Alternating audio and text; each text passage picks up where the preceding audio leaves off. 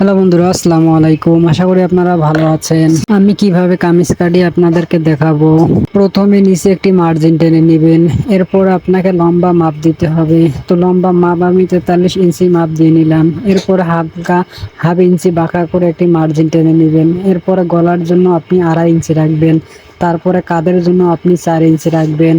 এরপর আপনার মহড়ার জন্য 7 ইঞ্চিতে একটা দাগ দিবেন।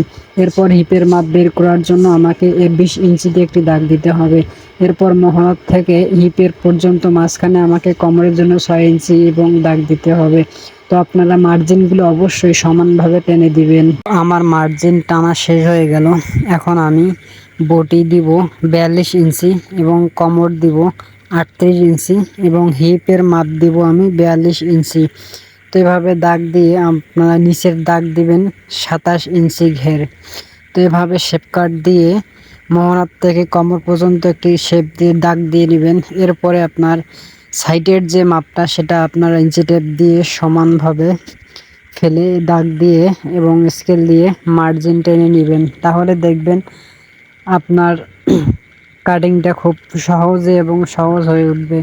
তো আপনারা চাইলে আমার এই সিস্টেমে কাজ করতে পারেন। তো আমি যেভাবে কাটিং করি আপনারা চাইলে খুব সহজে এভাবে কাটিং করলে আপনার কামিজ কাটিং সুন্দর হবে। অবশ্যই ভাই, আমি সব সময় বলি যে আমি যেভাবে কাজ করি আপনাদেরকে ঠিক সেভাবে কাজগুলো দেখানোর চেষ্টা করি। অবশ্যই আপনারা দাগ দেওয়ার পরে আপনার সেলাই যতটুকু মার্জ বাড়তি রাখতে হয় ততটুকু কাপড় আপনারা বাড়তি রেখে বাকিটা কেটে ফেলবেন। বটির সাইডে আমি প্রায় 1 হতে 1.5 ইঞ্চি কাপড় বাড়তি রেখেছি। যদি কাস্টমারের প্রয়োজন হয় বাড়ানোর, সে বাড়াতে পারবে।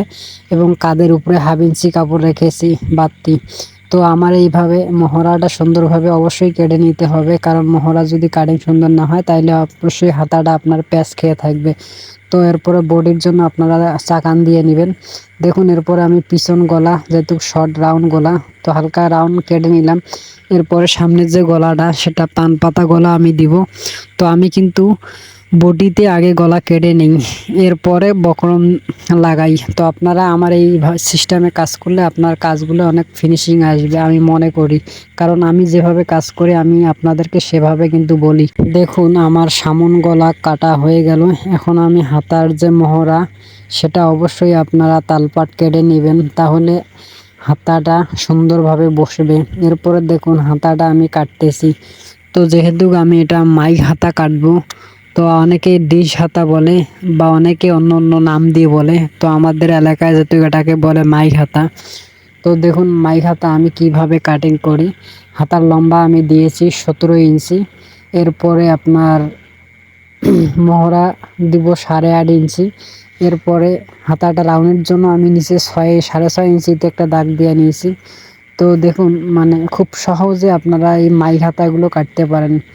তো আমি দেখুন দাগ দিয়ে কেটে নিলাম। তো আপনারা চাইলে আমার এই সিস্টেমে কাজ করতে পারেন। দেখুন হাতাটা কি চমৎকারভাবে কাটিং করা হয়ে গেল। তো আপনারা সবাই ভালো